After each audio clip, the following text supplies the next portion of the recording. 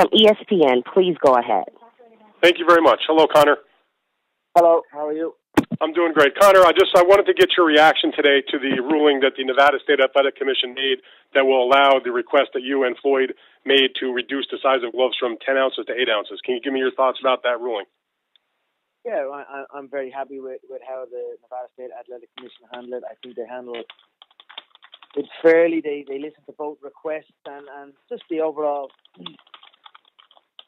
approach to the decision and the referees, the judges. I think they were very fair throughout. So that was a good thing for me, to see that they're taking into consideration both fighters' requests, and I'm very happy with it.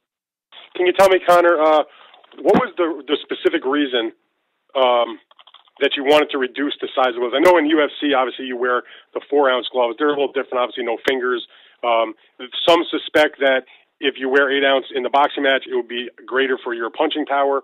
Others surmise that perhaps it would allow Floyd to have faster hands, which he already has fast hands. What was your specific reason for wanting the smaller gloves? I think that's it in a nutshell right there. You've got pros and cons on both sides. You've got both athletes asking for the request, and then you've got me also coming up in ounces from what I'm used to.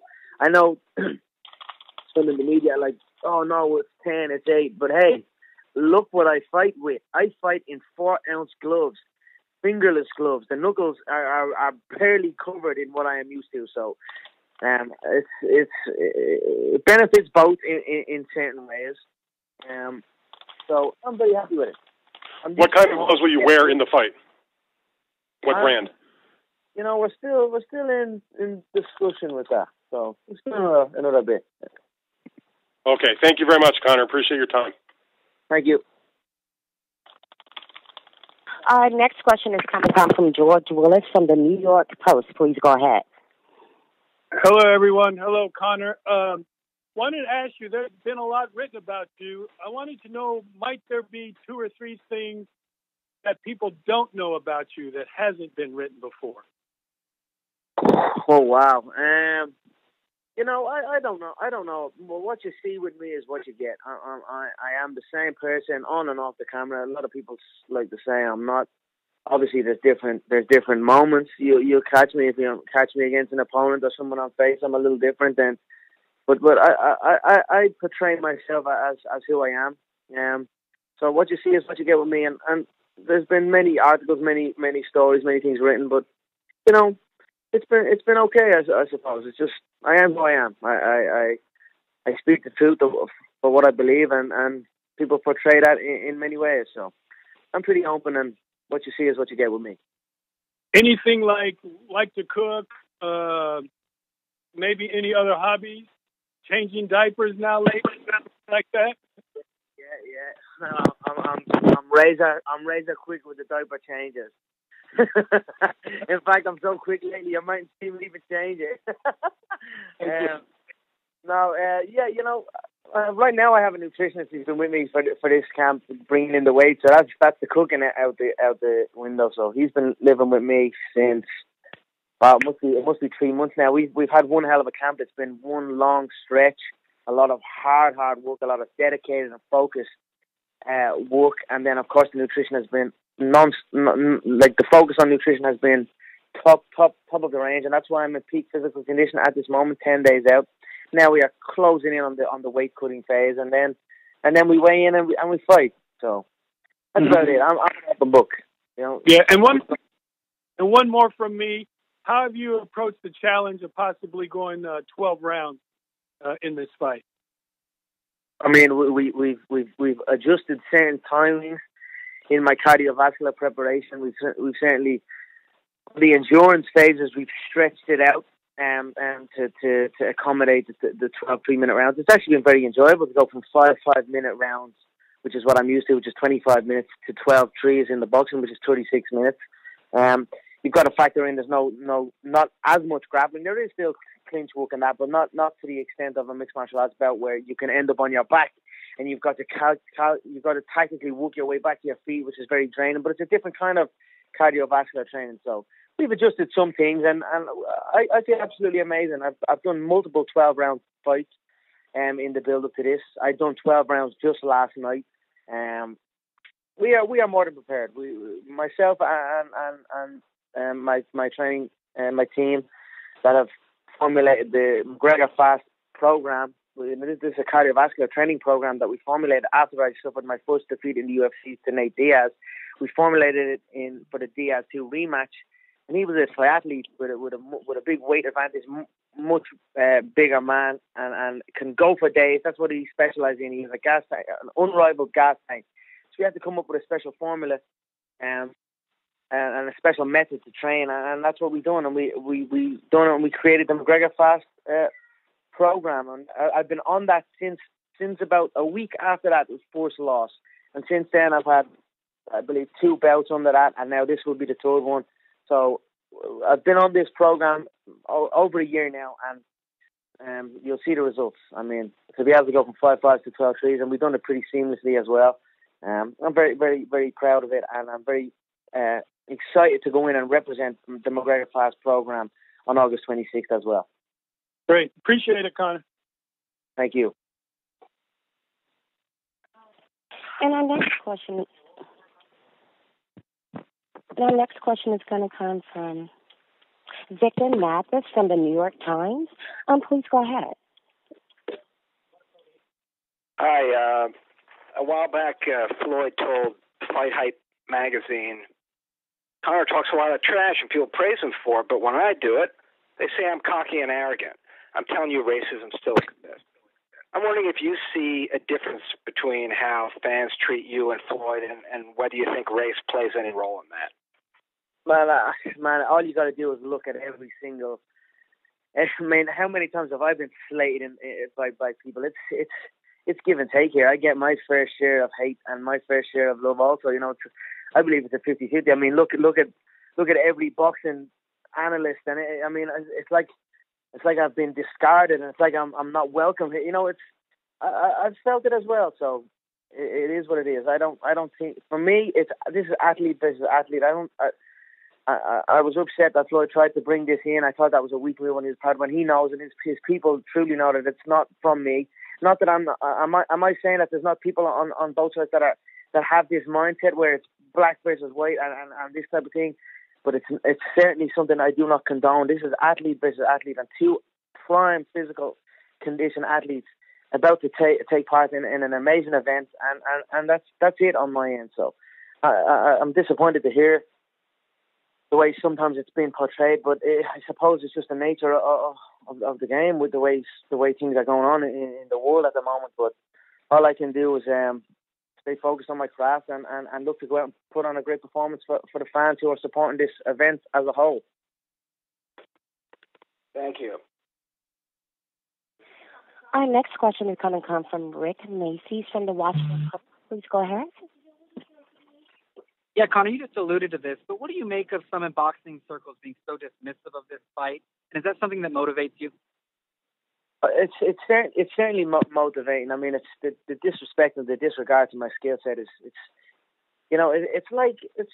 I look at people so many times, and they've their mind is closed. They've got a closed mind to how things can be done, or it's a set way and there's no other way. Well, if that was the case, we'd never have reached across the waters and searched of other land, or we never have went into space, or you know what I mean. You've got to have an open mind, and you've got to realize that there are other ways, and there is a time and a place for every single move. You've got to give respect for other disciplines and other styles. Like for instance, fighting is a complex game. There is a time and a place for every single attack and every single move. It's about finding the correct timing for it. So when I hear the way they carry on and their disregard and disrespect, it is what it is. I use it as motivation, and I look forward to going in and educating, and then. But at the same time, I get it. I'm coming in. I'm supposed to be from another sport, and so again, I understand where it's at. But I'm just looking forward to August 26th, going in and proving what I'm saying, and then educating the world on what martial arts is, and giving the fans and everybody a good, solid fight, and earning my respect in this game also. And as an unrelated follow-up, in the UFC, you can't always wear personal sponsors, logos, and endorsements like that.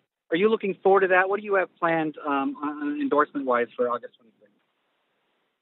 Yeah, I've got a couple of endorsements I've signed with Monster Energy. They've been a brand that's with me. I also signed with BetSafe, and then as far as an apparel deal, we're close to an apparel deal. But at the same time, I'm in no rush. I've got good endorsement deals.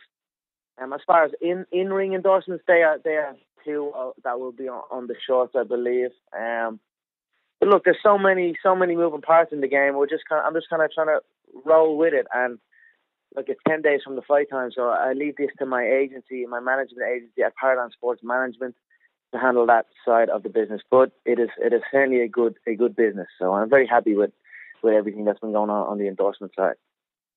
Thank you very much. Thank you. Our next question is going to come from Daniel Matthews from the Daily Mail UK. Please go ahead. Hi, Conor. I just wondered how your preparation and also the build-up kind of outside around you has differed from your big UFC fights and whether that's affected your preparations at all.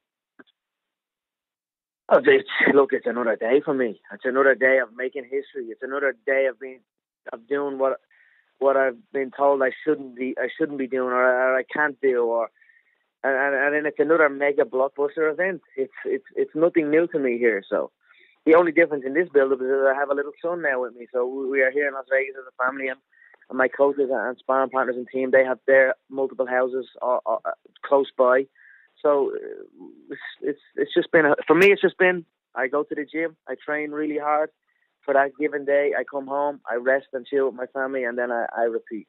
And then the media and the circus around it is it's business as usual. It's the exact same. And just last night on Jimmy Kimmel, Floyd kind of teased the prospect of a rematch. I just wonder whether you believe him or whether that's just kind of talk that the kind of thing that he mentioned about doing in the octagon on the press tour, or whether you believe him. Yeah, I didn't watch it. I didn't hear the Jimmy Kimmel. I got some snippets of it. Someone said I got tagged in some stuff, but I didn't really hear much of what he said. As far as what he said on the World Tour, he said he would step into the octagon. I mean, if he would do that, he would have my respect. Anyone that is willing to step into a game like that, where the limitations are so short, deserves respect, and that's at all levels. Whether it's at club level in a small hall or a big stadium filled full of fans, if you get into that game, or any combat sport game for that matter. But if he was to follow through on his word on that, then great. I'll be here to grant him his rematch. But right now we're focused on putting him away August 26th. And then we'll see what happens after that. I also have multiple world titles to contend inside the Ultimate Fighting Championship, and we'll see. Maybe he can come over, and after he gets his ass whooped, he can try and challenge for my lightweight belt.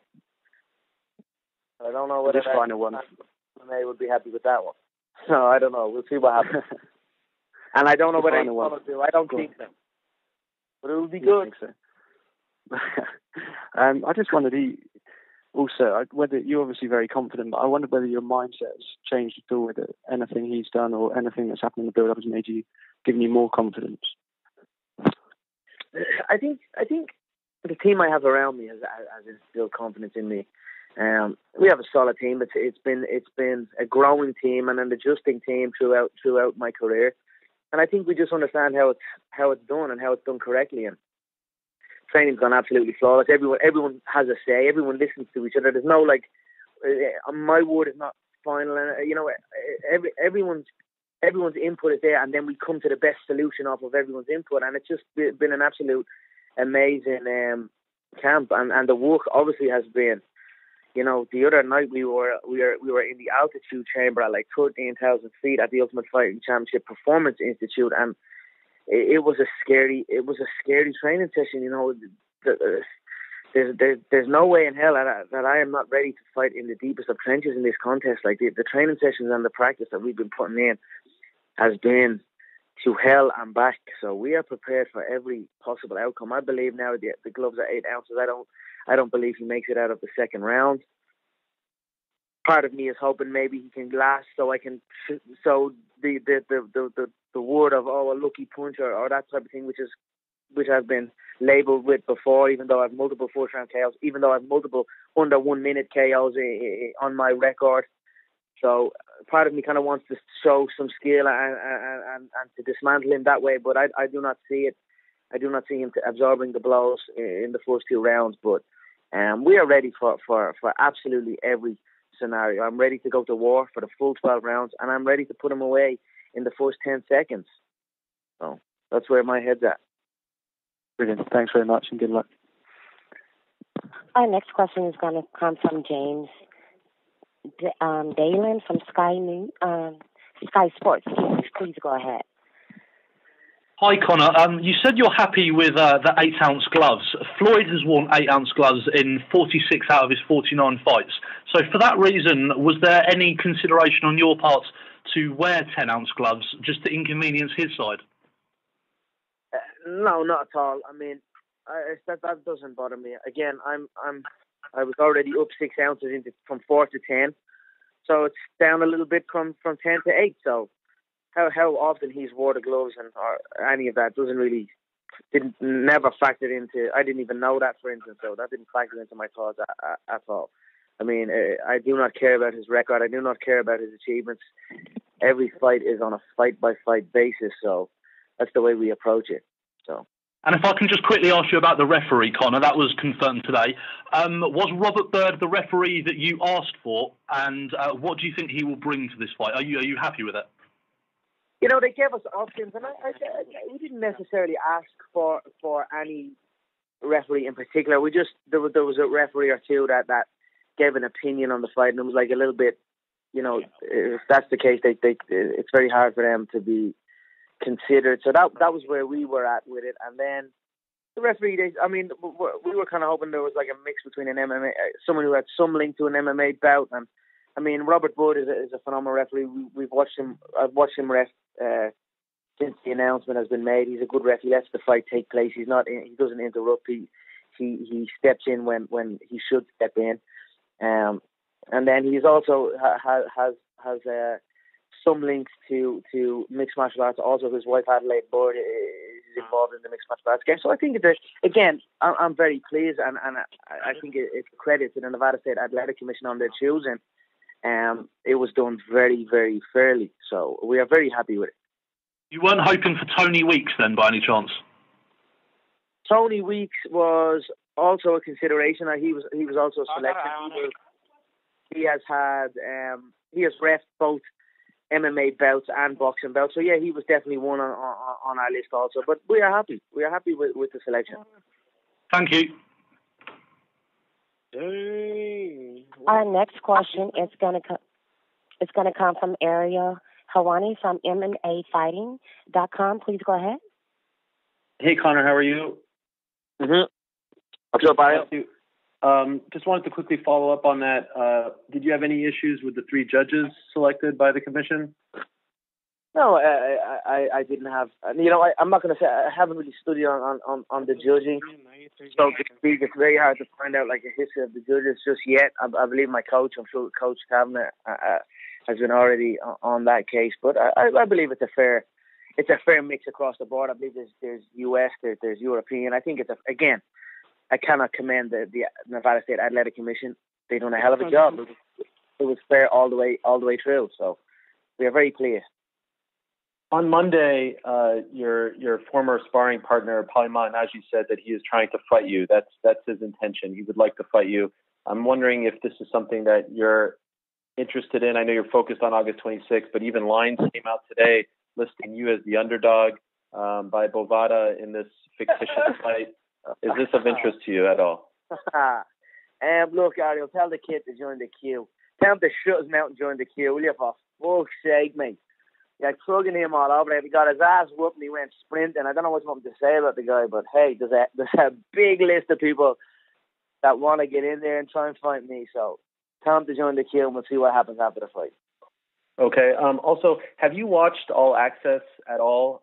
In the first 3 episodes, there is no footage of Floyd hitting a mitt, training in a ring. It's just him, you know, on a horse. It's him roller skating. It's him in Miami. What do you make of the way that they're portraying you and the way they're portraying him on that show? You know, Thank God I'm in the game. Well, thank God it's me on the other side. Otherwise, it'd be one hell of a boring build-up to the contest, I suppose. But I don't really care. I mean, I know he has control over it. He's an executive producer on the project.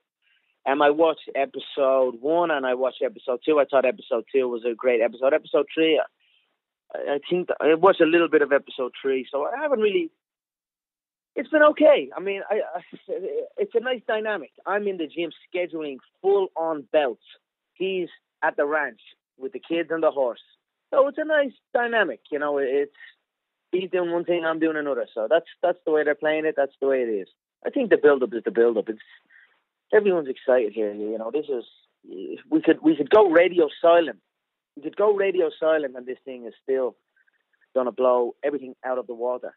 The public know what they're witnessing here. This is a special historic event, and everyone is very excited about it. So that's where I'm at. Okay, and just 2 other quick ones. Some fighters like Terrence Crawford and David Haye have put out videos mocking your training. Have you seen these videos? And if so, what do you make of the response to your training on Friday? I've seen some videos. You know, it is what it is. Just been it's a lighthearted. I don't take it personally. If anything, I see stiffness in every single one of them. You must have the limbs free. Your shoulders must be disconnected. You must have the ability to disconnect your shoulders and reconnect it at the point of impact. People are and with that skill set is how you can change a jab to a hook in the blink of an eye, or a jab to an uppercut in the blink of an eye. It's the same thing with the hip flexors for kicks. If I throw a front kick to your midsection, if I'm tight in the hip and I can't free the leg like I can free my shoulders, like I showed one of many training methods on how to free the shoulders. If I can do that with my hip flexor, I can change the point of impact from the belly and switch it up to the head in a millisecond. This is just training methods, age-old training methods. That shoulder training method you saw was made very popular by the great Hickson Gracie, one of the pioneers of mixed martial arts.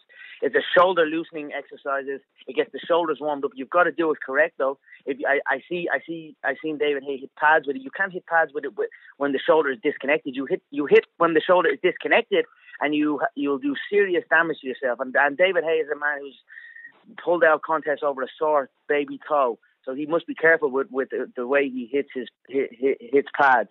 But it is what it is. I mean, again, we will educate as we go forward. It's a marathon, not a sprint. So I look forward. Lastly, you said that you want to defend your multiple world titles in MMA. Do you still consider yourself the featherweight champion? Oh, 100%. I mean, how can I not consider myself the UFC featherweight world champion and the UFC lightweight world champion? The current UFC featherweight world champion is Max Holloway, a man who I dismantled, and then the former was Jose Aldo. I mean, I still reign supreme over that division. And then also the 155-pound division, I know there's talks of an interim belt. I had only won that belt, and literally a month later there was an interim schedule. So, but you know, it is what it is. Everyone knows I am the multiple weight world champion of the UFC's featherweight division and lightweight division, and I look forward to going back and continuing where I left off. Thank you, Conor. Thank you. Our next question is going to come from Dan Rovell from ESPN. Please go ahead. Conor, what have you heard as far as the metrics from the fight? I know that, from the business standpoint, how things are going. I don't know how many updates you're getting from tickets and sponsorships and stuff like that, how much you concern yourself, but obviously money is of a concern. So how much have you been updated, and can you share anything? I've been updated, and it's all pointing to record-breaking numbers all across the board, from the gate to the sponsorships to the pay-per-views to absolutely every angle. So I'm very, very happy with how it's going. I'm very happy with how the promotion has gone. I believe I've handled it perfectly, best of all involved, I believe, once again, from content produced, from storylines. I mean, I've been most active than all involved by a mile. So I'm very happy. I look forward to when the contest is all said and done and wrapped up. my friend is getting married in Ibiza. We are going to go to Ibiza, and then I will relax on my yacht in Ibiza, and I will begin the counting game, because that's where it counts. I count views, I'll count up the sponsorships, I'll count up the gate revenue, the merchandise sales, and all the other multiple pies that I have my hand in, and then I build up to my fortune, and there we go. So that's my plan. Thank you. Thank you. Okay. I'm going to go ahead and turn the call back over to Matt Radmanovich. Please go ahead. Thank you, everyone. Thank you, Conor.